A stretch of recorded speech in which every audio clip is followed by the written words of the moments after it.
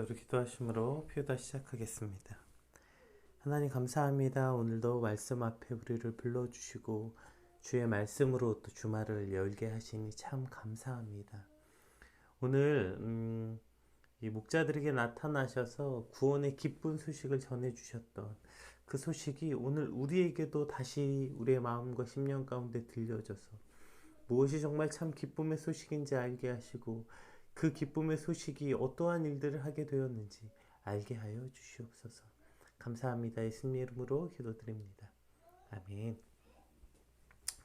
네, 오늘 저희가 함께 살펴볼 말씀은 누가복음 2장 8절에서 20절까지 말씀입니다.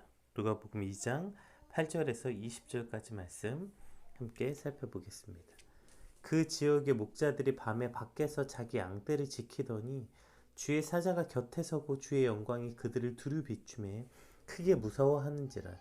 천사가 이르되 무서워하지 말라. 보라, 내가 온 백성에게 미칠 큰 기쁨의 좋은 소식을 너희에게 전하노라. 오늘 다윗의 동네에 너희를 위하여 구주가 나셨으니 곧 그리스도 주시니라. 너희가 가서 강보에 쌓여 구유에 누워있는 아기를 보리니 이것이 너희에게 표적이니라 하더니 호련히 수많은 천군이 그 천사와 함께 하나님을 찬송하여 이르되 지극히 높은 곳에서는 하나님께 영광이요 땅에서는 하나님이 기뻐하신 사람들 중에 평화로다 하니라. 천사들이 떠나 하늘로 올라가니 목자가 서로 말하되 이제 베들레헴으로 가서 주께서 우리에게 알리신 바 이 이루어진 일을 보자 하고 빨리 가서 마리아와 요셉과 구유에 누인 아기를 찾아서 보고 천사가 자기들에게 이 아기에게 대하여 말한 것을 전하니 듣는 자가 다 목자들이 그들에게 말한 것들을 놀랍게 여기되 마리아는 이 모든 말을 마음에 새겨 생각하느니라. 목자들이 자기들에게 이르던 바와 같이 듣고 본 그 모든 것으로 인하여 하나님께 영광을 돌리고 찬송하며 돌아가니라. 아멘.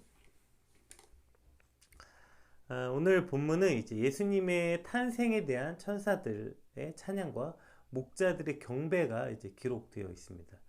우리 8절 9절 다시 한번 읽어보겠습니다. 8절 9절. 그 지역의 목자들이 밤에 밖에서 자기 양떼를 지키더니 주의 사자가 곁에 서고 주의 영광이 그들에게 두루 비춤에 크게 무서워하는지라. 이렇게 목자들을 찾아간 이제 그 천사의 이야기로 시작이 됩니다. 오늘 누가복음에서는 그 예수님의 탄생 소식을 그 소외되고 천하게 여겨졌던 목자들이 가장 처음에 알게 되었다, 이렇게 시작하고 있는 겁니다. 그러니까 그 지역의 목자들이 밤에 밖에서 양을 지키더니, 그러니까 그 밤에도 밖에서 자기 양을 지켜야 했던 소외되고 그 천하게 여겨졌던 그 목자들에게 바로 예수님의 탄생 소식을 맨 처음 알게 되었다, 이렇게 시작되는 거죠. 이는 왕으로 오신 예수님의 모습을 부각시키기 위해 동방박사들에게 알게 하였다는 마태의 기록과는 비교되는 누가복음의 강조점이 무엇인지 다시 한번 이제 볼 수 있게 되는 것입니다. 예수님께서 낮고 천한 자들, 가난하고 힘없는 자들의 구주가 되심을 부각시켜주고 있는 것이죠. 가장 존귀한 예수님께서 가장 낮은 자들과 함께 하셨 이 역설적 은혜, 이 어메이징 그레이스가 다시 한번 기억되며 그 놀라운 예수님의 그 은혜, 목자같이 천하고 연약한 나에게 베풀어 주셨던 그 은혜가 다시 기억되게 되는 것입니다. 우리 9절 10절 다시 한번 읽어볼게요. 9절 10절. 주의 사자가 곁에 서고 주의 영광이 그들을 두루 비추며 크게 무서워하는지라. 천사가 이르되 무서워하지 말라. 보라, 내가 온 백성에게 미칠 큰 기쁨이 좋은 소식을 너희에게 전하노라. 네, 이렇게 천사들이 말합니다. 이제 주의 천사들이 목자들에게 나타나서 그 영광의 빛을 비추자 목자들이 모두 두려워 떨고 있는 거예요. 그러니까 하나님의 사자들을 보면 통상적으로 많이 보이는 모습이죠. 구약에서 하나님의 영광을 본다는 것은 죽음을 의미했고, 죄인인 인간이 하나님의 영광 앞에 서면 당연히 일어나는 반응인 것입니다.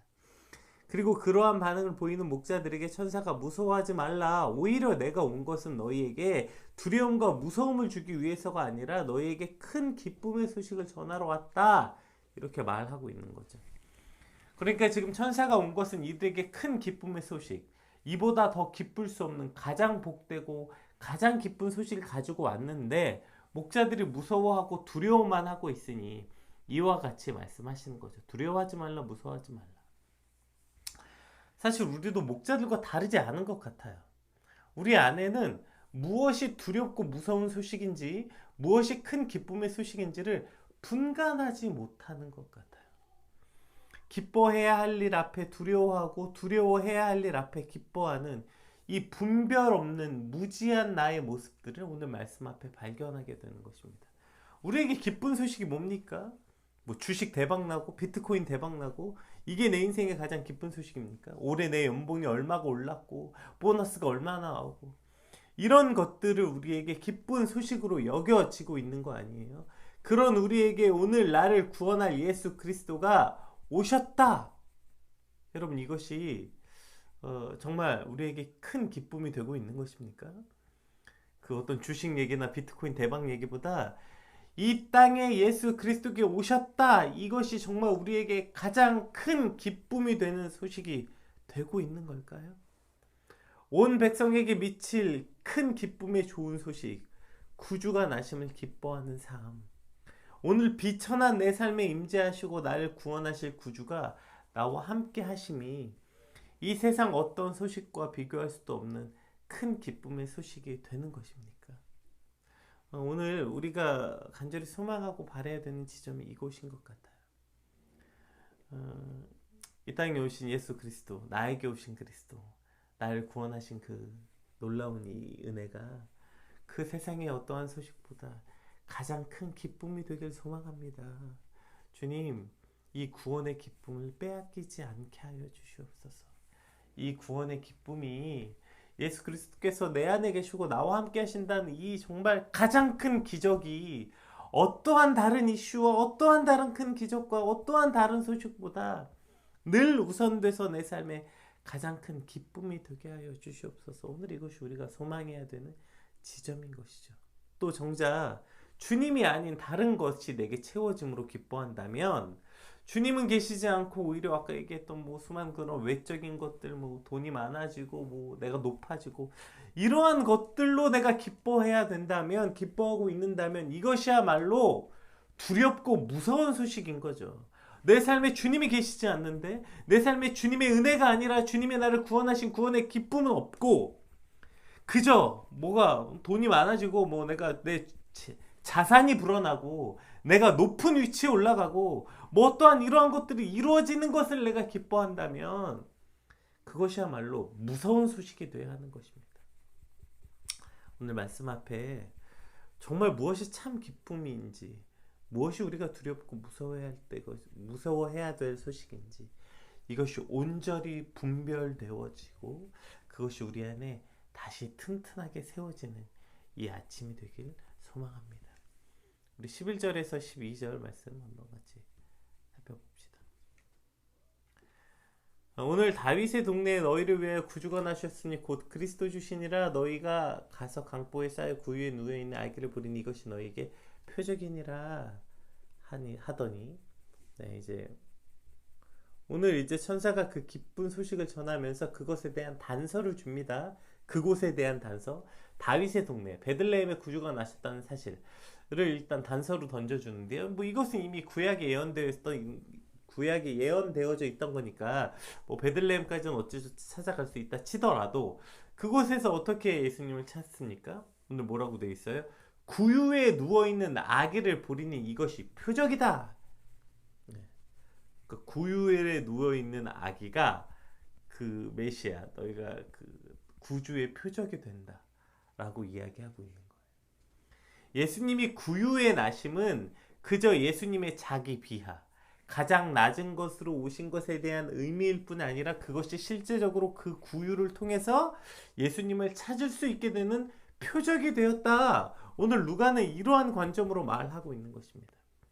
즉 구유는 예수님의 낮아지심 뿐 아니라 누군가를 예수님께로 인도하는, 누군가가 예수님을 만날 수 있게 되는 그러한 표적이 되는 것이죠. 우리는 늘 이런 생각을 하게 되는 것 같아요. 내가 잘되고 영광스러운 자리에 가서 그곳에서 예수님을 전하고 예수님의 이름을 영광스럽게 하는 어떤 이러한 꿈, 내가 어떤 CEO가 되고 막 큰 교회나 어디 TV 매체에 나와서 간증 맨날 하지 않습니까? 뭐 어떤 죽집이나 뭐 이런 내가 막 대단한 CEO가 돼서 어떤 영광스러운 자리에 올라가서 그곳에서 하나님의 이름을 높이고 뭐 예수님을 전하고 막 이런 꿈들 어느 큰 교회 큰 집회 가서 간증하고 뭐 이런 게 맨날 나오니까 우리도 그런 것을 바라보고 그런 것을 꿈꾸는 것 같아요. 하나님 내 인생이 그런 어떤 높고 영광스럽고 사람들이 대단하다고 여기는 그러한 위치에 서서 그곳에 서서 주님을 전하고 그곳에 서서 내가 주님의 표적을 보이리라 이러한 환상을 갖고 있는 것이죠. 그런데 오늘 예수님의 나심은요 구유가 뭐예요? 말밥통이에요. 말밥통. 아이를 낳아보신 분들은 알겠지만 이것이 얼마나 말도 안 되고 비참한 상황입니까? 내 사랑하는 아이가 깨끗하고 좋은 환경, 최대한 좋은 환경을 만들어주지 못할지언정 그 개밥 그릇에 태어났다 뭐 이런 거랑 비슷한 거 아닙니까? 이게 얼마나 비참하고 말도 안 되는 상황이에요. 그런데 그러한 비천함이 예수님을 찾을 수 있는 증표가 되었다는 것이에요. 우리의 높아짐과 영광스러움이 아니라 나의 낮아짐과 나의 비참함이 때론 예수님을 찾게 하는 증표가 되기도 한다는 사실을 우리는 반드시 기억해야 되는 것이죠. 제가 종종 이런 표현 쓴 적이 있어요. 가끔 이런 착각을 했던 것 같아요. 내가 그 장대에 달려있는 노뱀이라고 착각하는 거예요. 그래서 반짝반짝거리고 장대에서 뭔가 반짝반짝해서 자 여러분 이걸 보고 따라오세요. 뭔가 늘 그런 어떤 그렇게 내가 사용되어지길 소망했던 어떤 어리석음이 있는 거죠. 그러나 그 빛을 잃어버리고 그 빛이 깨어지고 비천한 존재가 되었을 때 아 이제 나는 끝났구나. 아 나는 이제 다 했구나. 이렇게 착각했지만 오히려 그때야말로 그렇게 빛을 잃어버리고 깨어지고 비천하고 낮아진 것이야말로 그것을 통해 이제 그리스도께서 드러나시고 그것을 통해 그리스도가 그리스도 되심의 표적이 되는 그러한 역사가 일어나는 것을 보게 됩니다. 오히려 높아짐은 오히려 영광스러워짐은 왜곡된 그리스도를 드러낼 확률이 많아요. 왜냐하면 아무리 그러니까 우리가 많은 성공한 사람들의 간증을 들어보면 그곳에 아무리 자신을 낮추려고 노력해봐도 자신의 노력과 열심과 뭐 이런 게 들어가 있어요. 그래서 그리스도가 좀 왜곡되게 표현될 수밖에 없는 그러한 경우들이 많은 것 같아요. 그런데 비천함은요, 낮아짐은요, 내가 아니라 온전히 예수 그리스도가 투영되기가 훨씬 더 쉽죠. 그래서 주님이 훨씬 더 잘 드러나시게 되는 것 같아요. 오늘 이 목자들에게 그리스도의 표적은 구유에 누워 있는 것. 구유가 곧 그리스도의 표적이었습니다. 그렇다면 우리의 증표는 뭡니까? 우리의 표적은 뭘까요? 우리 13절 14절 한번 읽어봅시다. 호련히 수많은 천군이 그 천사와 함께 하나님을 찬송하여 이르되 지극히 높은 곳에는 하나님께 영광이요 땅에서는 하나님이 기뻐하신 사람들 중에 평화로다 하니라. 갑자기 구유 얘기하고서 갑자기 수많은 천군 천사가 호련히 나타났대요. 갑자기 나타나서 막 찬양하기 시작하는 거예요. 그 수많은 천군 천사가 목자들 앞에 그냥 쫙 나타나서 하나님께 영광이요 땅에서는 하나님이 기뻐하시는 사람 중에 평화로다. 이런 아름다운 찬양을 선포하고 있는 거예요. 이것이 바로 예수님의 본질이에요. 수많은 천군 천사가 찬송을 하며 그분의 탄생을 기뻐하고 노래하는 지극히 높으신 하나님의 영광이 바로 예수 그리스도시며 그것이 그분의 본질이시고 본체 아닙니까? 구유를 말하자마자 바로 그분의 본체를 드러내는 거. 이것이 예수님의 본질이에요. 이것이 예수님의 본체예요. 그런 그분이 스스로 구유에 오셨다고요. 왜요? 이것이 예수님의 사역을 대변하는 것, 예수님의 삶을 예표하는 것 아닙니까? 그 구유가 세리와 죄인과 가난하고 병든 자들의 친구가 되시고 그들을 고치러 오셨다 말씀하시는 예수님의 사역을 우리가 모두 기억하고 있는 거 아닙니까? 예수님이 언제 힘 있고 강하고 돈 있고 뭐 이런 사람들을 위해 오셨어요? 오히려 내가 이 땅에 오신 것은 내 때가 이 땅에 온 것은 병든 자에게야 쓸데있다 말씀하신 거 아닙니까? 그렇게 병들고 약하고 가난하고 힘없는 자들. 그래서 그 나세렛 지역으로, 네? 그 갈릴리 호수 주변에서 거의 모든 사역을 예수님께서 하신 것들을 공생의 이제 마지막 끝나기 직전에 예루살렘으로 입성하셨지, 그 전에는 그렇게 가난하고 소외된 이들과 늘 함께 하셨던 예수님의 사역들을 우리가 보잖아요. 예수님 그 저렇게 지극히 빛나고 모든 천군 천사가 그 이름을 드높이는 예수님의 본질과 본체를 가지신 그 예수님도 스스로 그 낮고 낮은 구유에 나셨다. 예수님도 그러하셨는데 내가 뭐라고, 우리가 뭐라고 높은 곳, 영화로운 곳, 존귀하고 깨끗한 곳만 찾아다니겠냐고요. 그렇지 못한 환경에 처하면 무슨 큰일이 난 것처럼, 인생이 끝난 것처럼 호들갑 떨며 살아간다는 말입니까? 예수님은 구유를 증표로 삼으셨는데 나는 무엇을 증표로 내세우길 원하는 겁니까? 어떤 반짝반짝 빛나고 대단해 보이는 어떠한 것을 내보이고 싶어서 안달나 있는 거 아닙니까? 내가 이룬 성공, 내가 가진 어떠한 귀하고 좋은 것, 여러분 본질상 하나님과 동등되시며 그 모든 천군 천사의 찬양받기에 합당하셔서 실제 그러한 일들이 일어난 이 높고 존귀하신 예수님의 징표가 구유였어요. 구유, 말밥통. 그 천하고 보잘것없음이 예수님의 표징이 되었다면 오늘 나의 표징은 무엇이 될 수 있나? 무엇을 나의 표징으로 삼아야 하나? 우리 오늘 말씀 앞에 다시 깊게 묵상하게 되는 시간이 되길 소망합니다. 우리 15절에서 20절까지 말씀 우리 다시 끝까지 한번 읽어보겠습니다. 천사들이 떠나 하늘로 올라가니 목자가 서로 말하되 이제 베들레헴으로 가서 주께서 우리에게 알리신 바 이 이루어진 일을 보자 하고 빨리 가서 마리아와 요셉과 구유에 누인 아기를 찾아서 보고 천사가 자기들에게 이 아기에 대하여 말한 것을 전하니 듣는 자가 다 목자들이 그들에게 말한 것들을 놀랍게 여기되 마리아는 이 모든 말을 마음에 새겨 생각하니라. 목자들은 자기들에게 이르렀던 바와 같이 듣고 본 그 모든 것으로 인하여 하나님께 영광 돌리고 찬송하며 돌아가니라. 네, 이렇게 이제 끝이 납니다. 이제 목자들은 주께서 우리에게 알리신 바 이루어진 일을 보자 하면서 빨리 길을 떠나 마리아와 요셉을 찾아가죠. 그리고 천사들이 자신에게 한 말을 다 전하고 하나님께 영광을 돌리며 찬송하고 돌아갑니다 라고 오늘 본문은 끝이 나요.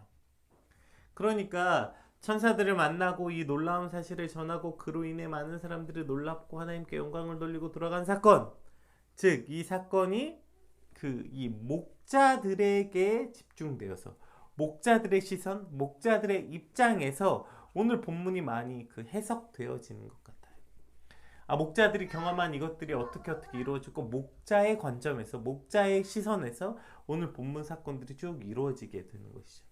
그러나 이 사건의 아주 중요한 의미 중에 하나가 뭐예요?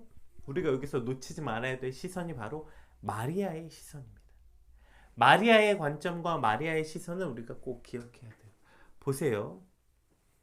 목자들 입장에서는 어떤 이런 정말 기적과 같은 일이 일어나서 자신들에게 주어진 그 사명을 가서 전하는 일이었지만 그것을 듣고 있는 마리아는 어땠을까요? 마리아의 관점은 어땠을까요? 그래서 19절에 마리아가 등장하죠. 마리아는 이 모든 말을 마음에 새겨 생각하느니라. 다 목자들과 목자들이 전하는 말들을 듣는 입장으로 지금 쭉 보여져 있지만 그러나 누가복음 여기서 마리아의 관점도 놓치고 있지 않다는 것입니다. 왜일까요? 생각해 보세요. 물론 성령으로 잉태되었고 천사의 예언을 들었지만 그 아이를 잉태해서 낳는 그 10개월 동안 그 마리아는 늘 얼마나 불안했겠어요. 이게 꿈인가? 실제 어떠한 아기가 태어나게 되는 것인가? 이 아기가 태어나면 나는 어떻게 되는 것이지? 우리는 어떻게 되는 것이지? 이 아이로 태어난다는 게 어떤 의미이지? 기쁘고 신기하지만 두렵고 떨리는 마음이 그 마리아에게도 있지 않았겠어요? 이것을 어떻게 해야 되지? 우리가 아까 처음에 이루었던 무엇이 기쁨이고 무엇이 무서워해야 되는 일인지 아마 시간이 흐르면 흐를수록 흐릿해지거나 혹은 처음에 기쁨이 더 강했을지라도 뒤로 가면서 두려워하지 않았을까요? 게다가 지금 어떤 상황입니까? 아니 메시아가 난다며. 그런데 어떻게 구유의 아기가 태어나냐고요. 어떻게 내 아기가 이러한 말 밥통에서 태어나야 하는 것인가? 수많이 혼란스럽지 않았겠습니까? 그러한 두려움과 불안함을 가지고 있었던 마리아에게 갑자기 생판 처음 본 목자들이 찾아온 거예요. 찾아와서 자신들이 경험한 일을 이야기해 주. 아니 그 우리가 새벽에 양을 치고 있었는데 천사들이 나타나서 당신의 아이가 태어날 것을 예언했습니다. 그런데 막 천군 천사가 막 나타나서 막 하나님을 찬양하고 막 이런 얘기를 해주고 있는 거예요. 사람들에게 이 일은 신기한 일이었겠지만 마리아에겐 어떤 소식이었을까요? 마리아에겐 다시 기쁨이 회복되는 시간이었을 거예요. 마리아에겐 정말 그 어떠한 위로보다 가장 큰 위로가 있는 말 아니었겠어요? 아, 이 아이는 나에게 기쁨이구나. 아, 이 아이가 메시아가 확실하구나. 아, 이 아이는 정말 하나님의 아들이로구나. 마리아는 다시 확신하게 되고 기쁨과 위로와 평안을 얻는 그러한 소식이 되었을 것입니다. 이것이 마리아의 입장인 것이죠. 그저 목자들은 자신이 받은 사명, 자신이 천사들에게서 받은 이야기를 전하고 있는 것이지만 그러나 그 소식을 전해 들은 마리아에겐 이것이 뭐예요? 오늘 서두에 말한 것. 온 백성에게 미칠 큰 기쁨의 좋은 소식이 된 것입니다. 아멘. 마리아에게는 이것이 어떠한 소식보다 그 모든 두려움과 불안함과 그 비참함과 이 모든 것을 한 방에 물리치는 큰 기쁨의 좋은 소식이 된 것입니다. 오늘 이 예수 그리스도의 나심이 오늘 말씀을 듣고 있는 저와 여러분에게도 정말 마리아의 마음처럼 정말 그 온 백성에게 미칠 큰 기쁨이 좋은 소식이 되시길 주님의 이름으로 축복합니다. 또한 이제 주말이 시작되는데요. 그 목자들이 전한 소식이 그 수없이 불안함과 두려움에 떨고 있었던 마리아에게 무엇보다 확실한 증표가 된 것처럼 오늘 저와 여러분의 그 예배와 오늘 저와 여러분의 그 수많은 사역들을 통하여서 누군가에게는 그 두렵고 불안함에 떨고 있는 누군가에게는 예수 그리스도가 나의 구주가 되시고 예수 그리스도가 하나님의 아들이 되시고 예수 그리스도가 이 땅에 온 백성에게 미칠 큰 기쁨의 좋은 소식이 되는 그러한 소식의 전달자의 사명이 감당되어지는 그러한 우리의 주말이 되길 우리 주님으로 축복합니다. 우리 받은 말씀 놓고 함께 기도합시다. 하나님 정말 무엇이 기쁜 소식인지 무엇을 두려워해야 되는 것인지 우리가 온전히 분별하는 이 아침이 되게 하시고 구유가 표적이 되었던 것처럼 오늘 나는 무엇으로 나의 표적을 삼아야 하는지 깊게 묵상하여서 그러한 우리의 표적들이 누군가에게 정말 구원의 기쁜 소식이 되는 주님 그러한 삶을 살게 하여 주시옵소서. 우리가 받은 말씀 놓고 간절히 함께 기도하겠습니다. 기도합시다.